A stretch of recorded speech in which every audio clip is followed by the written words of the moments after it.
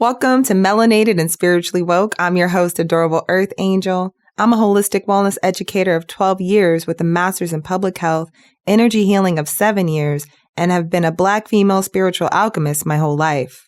Each week, we'll be sharing uplifting, spiritually focused wellness practices to best support you in regaining your personal power, or we'll have special guest interviews with the same intention. This show is in service to all those listening, and especially for folks of color who are seeking information to support their physical, mental, and emotional spiritual awakening. These practices will help you live your best life. What's up? Thank you for coming back to Melanated and Spiritually Woke. We're going to be going through the energies of this week, the 18th through the 25th of December, 2019.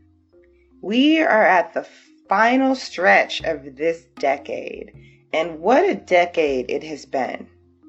There has been a lot of spiritual awakening possibilities for so many of us, and the support in us leaning into this transformation.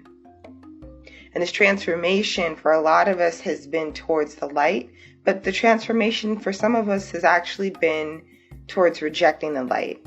And that's where we find ourselves in these times. And I could not even lie on this show and say that it hasn't been a frustrating process. I've had family members who've chosen to go away from the light. And that's split my family apart. And it's frustrating because there are so many things that split the Black family apart. Earlier in my life, it was drugs and alcohol. In the 80s, I speak about that on the show a lot because I think it's a really important factor from my spiritual story, my arc line, my life. Is where I come from and how I've been able to navigate some tragedies around forces that split families apart. And now, I mean, the repercussions of that is just coming back again in the past couple of years, having experienced that again. But also something that I've gained from family, family that I was born with, not being able to be in my life in a healthy and trauma-free way, is I've been able to go into this concept of the family that you choose. And I think a lot of us have kind of had those awakenings over this decade about it could be the family that you choose, it could be the life that you choose. It's different from the way you were raised, the way you were born. It could be this idea of having aspirations that go beyond anything that you've ever dreamed of and having to really stretch yourself and transform yourself to pursue those goals. That's what this decade has meant. It's meant there's been a big shift, a big awakening. And this the interesting thing about a shift and awakening is that once you wake up, right, the matrix, once you take the red pill, there's no going back. Not really. Because life doesn't move in reverse. Life doesn't allow you to go backwards in time and change anything. It is but a river. And there's the only way you can go is down the river. You can try to paddle upstream, but that's where a lot of the hurt and that's where a lot of the complications lie. And so for this week, we have a very pivotal week. We have a week where we have Jupiter trine Uranus. And what that means is that Jupiter and Uranus are forming a bridge at a certain type of angle called a trine, which is powerful. It's a positive thing. But what it means is there's a theme of expansion, of this sense of expansion of form as it connects to this moment in your life. Expansion of form as it connects to your value of this moment, meaning that there's a gift, there's an easiness, there's a little bit of a break, a little bit of a breath And the trine is this kind of helpful quality that we'll be experiencing this week.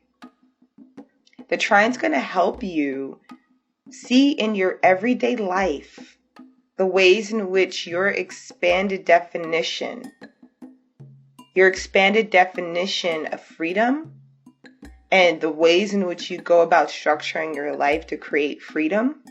It could be that you're structuring your life to create more financial freedom, or that you're just in this moment of just reading books or understanding how the world works in a different way. It could be traveling to a foreign country, but there's something around, it would probably be for business if you were traveling, but there's this, because it's Jupiter right now is in Capricorn. It just moved into Capricorn recently.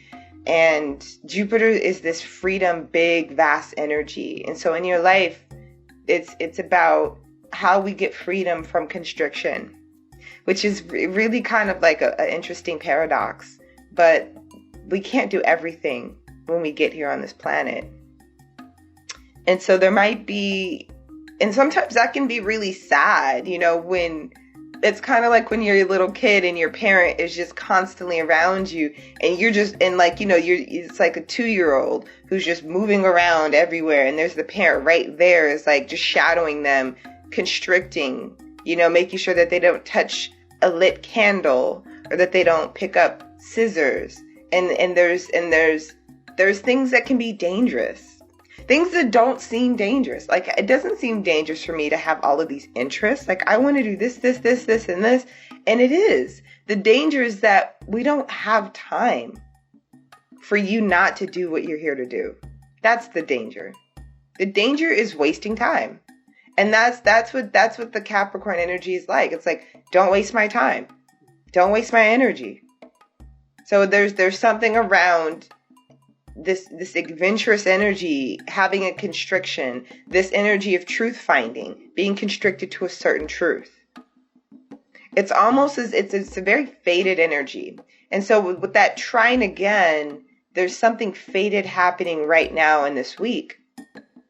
That's pivotal, that's pivoting. It could be something that you've been feeling, and this week really, and this show is really confirming that feeling for you, that there is transformation, that you're not crazy, that your life is transforming right before your eyes, that maybe something you've been praying for a decade, for some clarity to show up in your actual life, not just your dreams, not to have a dream, not to have an idea, not to have a direction. You have all of that. It's more so to see it happen. To see it happen now. Now, please. But there's still something there for some of us, in that there could be a little sorrow. And the sorrow that I'm feeling is just the sorrow of this decade. I'm just seeing all of these years. I'm seeing 10 years of all of the things. It's this bittersweet energy. There's been so much learnings, but there's also been so much failing, and the mixture of them being together, and it's like, it's almost what I'm feeling is, as you go into your victory, as you go into, because what I'm seeing is victory. I'm seeing victory. I took the time to pull a couple of tarot cards, and I'm reading the astrology and the tarot together. I think that's one of the most effective ways to kind of talk about this week, is that for me, I just like to have these visuals, because that's the best way that I can kind of share the information around being in this spiritual state of being right now as a person of color. And so, yes, so just giving that context of where this information is coming from. It's coming from it's a spiritual source, which is hence the show, Melanated and Spiritually Woke. A Black woman talking about spirituality. Woo, big deal. But getting back to this, there's what the cards that I pulled are this energy of 9 of sorrow. And I think about 9 and then 10, right? The completion. Now we're at 10 years. So what this card is, I feel like it's talking about is what we were able to do is shifted dramatically, but there's a gift in that. There's a gift in the fact that we've aged. We're not going to get back those years of being young people, and the world doesn't need that archetype anymore. We don't need that archetype. We've been there. We've done that. And there's a sorrow also in these past 10 years, seeing how overwhelmingly ugly things have become. With the beauty, with the joy, just seeing all of the struggle and to still see struggle. Yesterday I finally saw Queen and Slim, and it was profound. And it was the perfect movie to come out when it did. I'm happy it came out in this decade, because it really was a capstone for the building and the growing Black Lives Movement that just crescendoed in this decade. And to kind of see this movie as like the capstone. And for me also was like, can we just say that this is done in 2019? Can we start 2020 somewhere else? And we probably think the answer is going to be no. We're still going to be dealing with police sanctioned violence. But there's something just about like that movie. Like, can we move away from this? But it was just, I watched it and I saw it. I knew I had to see it. I knew it was going to break my heart. I knew I wanted my heart to be broken.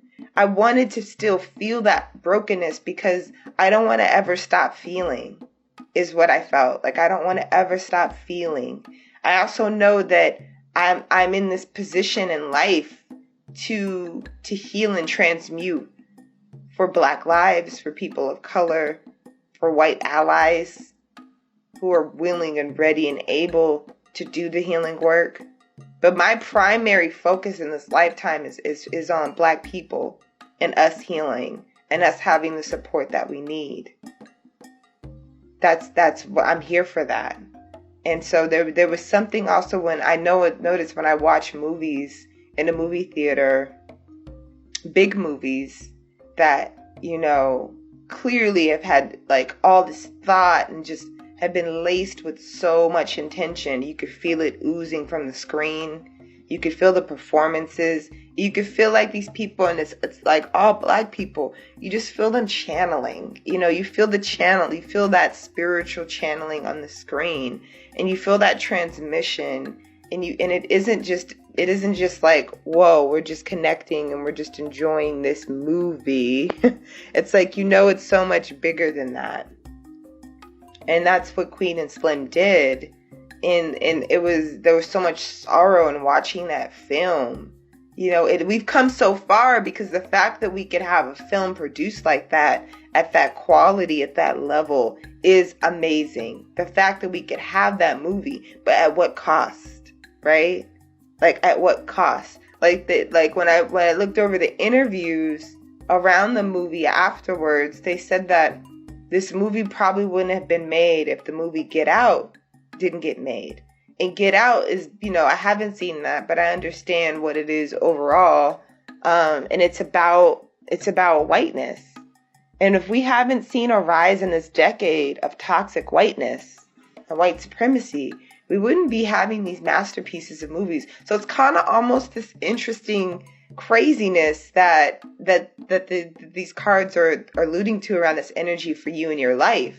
It's like, if it weren't for all of this heartache, if it wasn't for all of the difficulties and challenges, you wouldn't be this kind of beautiful, refined being. There's this refinedness that's surfacing, that emerged, and it is like a stone being polished, and but also just like all of those rough edges. It was painful when they were removed.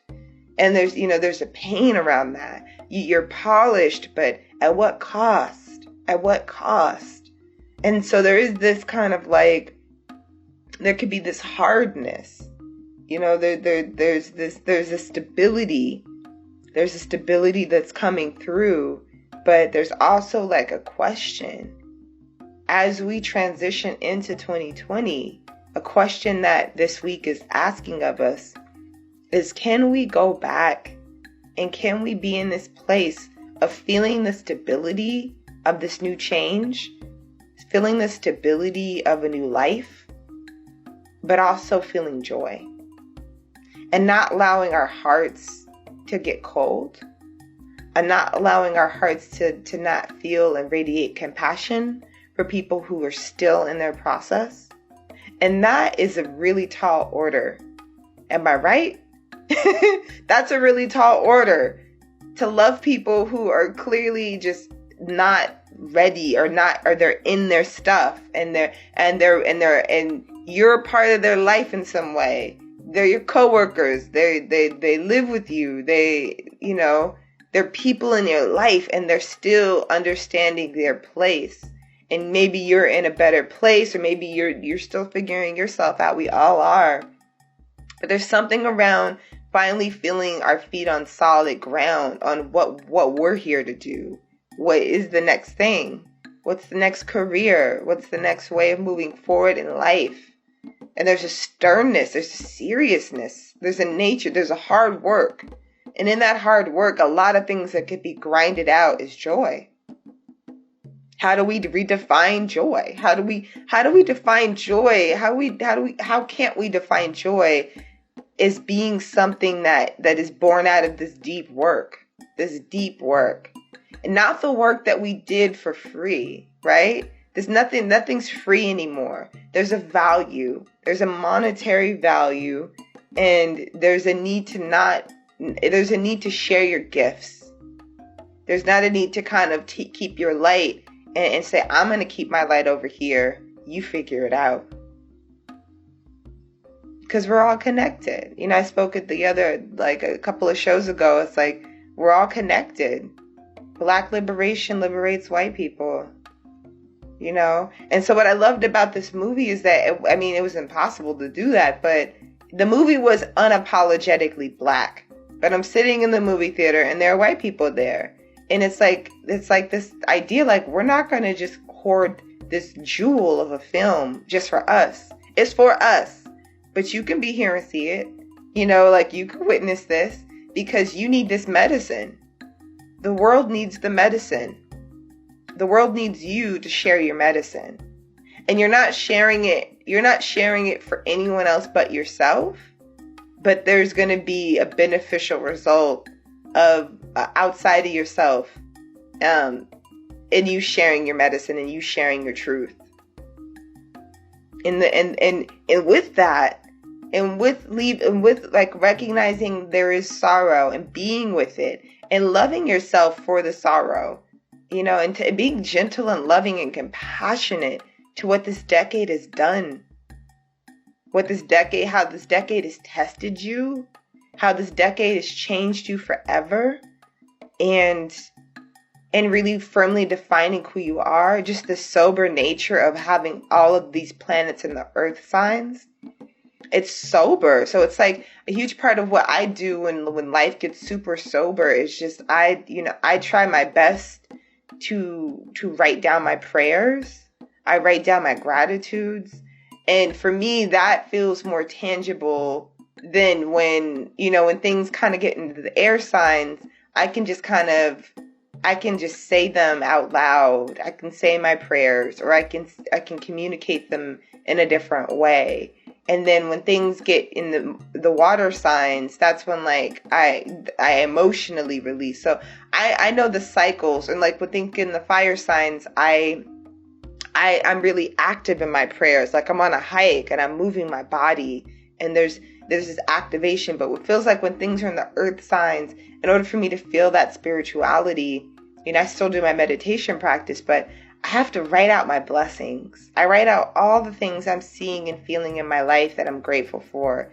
And there's a soberness around it. There's this recognition that I really am lucky to have a roof over my head. I am so grateful that I'm not on the run from the police right now. That is not my reality.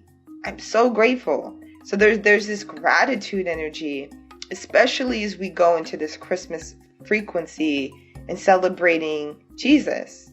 celebrating the life and death of Jesus. Because there's, like, I can't think of Jesus, like, I can't just think of his birthday without also thinking of his death day. It's just impossible in my mind. I know then, we go out into Easter and all that, but there's something about Jesus and thinking about that at the same time that really speaks to this week for us. There's this birth and death energy around us. And there's opportunity to look into the future and be with all of the transformations and changes that we've made in order to be this version of ourselves, and to not shy away from allowing ourselves to share that light that Jesus shared with everybody, that light that Jesus emitted. And knowing Jesus knew he was going to be in peril if he shared his light, but he could not share. There was nothing in him that would allow him not to share his light. And so I think another energy that I'm picking up on with this reading is the importance to be in the frequency of Jesus, regardless of your connection with Jesus. I strongly connect with Jesus as a ascended master, and fondly work. I work with Jesus a lot. Whenever I'm doing my healing work on myself, I'll evoke Jesus. I pray to Jesus a lot. I pray to a lot of different sentient beings. I sit with angels, archangels. I sit with orishas, which are African gods and goddesses. I sit with Indian gods and goddesses, Kali Yuga, Kuan Yin in the Chinese tradition. I connect with a lot of different sacred masters. Jesus is definitely one of them, and this is Jesus's birthday, so this is where we're at, and so I'm gonna be honoring Jesus's life and just talking about that, because I feel that presence, and I feel like as we connect with Jesus and pray with Jesus this week, there'll be the opportunity to transform that pain and that sorrow and that feeling of limit and constriction. Most of us understand what it is that we're pivoting towards in 2020. And some of us are like, well, how do I get there? And the energy that I'm seeing for the how is if it's not through Jesus, it's just through this idea of sharing light, putting light into your foundation. And so if you'd like, I can do a little energy healing with you right now. I don't know if you're driving your car, or I don't know where you at, if you're cooking, if you're doing things, but what I would say is, if you relax for a moment, we're just going to do a light work practice really quickly. And that is just kind of, that's sending light into your foundation. So I just want you to imagine, you can keep your eyes open, but just imagine that you are kind of sitting in a house. And this house is the house that is you. It represents your energy, it represents your life. And the house has beautiful walls, but the foundation beneath the house isn't quite grounded in the light. And so I just invite you to imagine that purified light goes into the four corners of your house. And as you do that, just take a couple of breaths and just send light to the corners of the house that is you. And just breathe.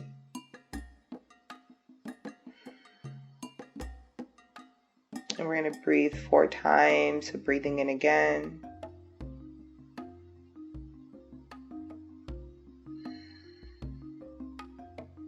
And breathing in once more. Just really let the breath come in.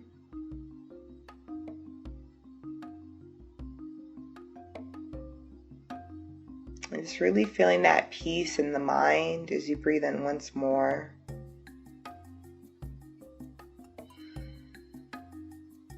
And the peace of mind and the breath And this understanding that this house is built upon a solid foundation.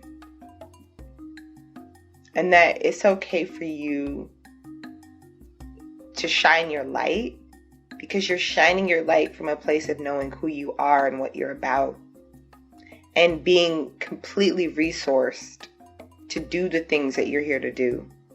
You're shining your light from that perspective. And when you do that, you are successful.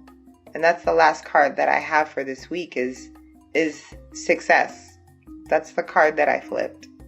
That and it shows confetti, it shows just you sitting on top of the world, sitting on top of the tiger of life, and just, I love this energy because success is born out of the shadows and the light. That's what really defines success, because success is defined by failure. Like, success doesn't stand alone. And like a decade of knowing what it is meant to quote unquote fail helps to further calibrate the understandings of what it means to succeed. And so I just invite you to be with this meditation of sending light to your foundation. The main part of what makes spirituality so impressive is as we do more spiritual practices, as we pour more light into our inner world, our outer world changes dramatically. Every time we do something to enrich our spiritual landscape, our physical life gets better. We become more compassionate. We become more powerful. And it's unmistakable and spectacular as a people what we can do when we claim our power. And that's another thing that these energies are really operating from. It's like, as we go into the earth sign, there's a need to really buckle down and do the work. But in doing so, there's a power that comes from like having all of your receipts, having every single one of your receipts. Like, I've done the work, and just showing your work. And within that, there's so much wealth in it. There's so much wealth and worthiness. And that's the success that we're moving towards, is this ownership, this self-ownership. And the ability for us to share our gifts with others and heal other people, as Jesus did. And so that is the energy. Those are the primary energies of this week that I'm feeling strongly to share about. And I'm hoping that this message is resonating with you, that it was helpful. Help the light work practice that we did. It was very quick and simple, but it doesn't take much to do light work. It doesn't take much to send light to the parts of yourself that, for instance, if you are in that place where you are that person that's feeling that sorrow, that you're feeling a lot of energies, and it's been a little challenging as we end this decade, those energies are coming up to be released. And the best thing we can do is just let that energy go. I know a lot for me in my personal chart, there's been a lot around anger.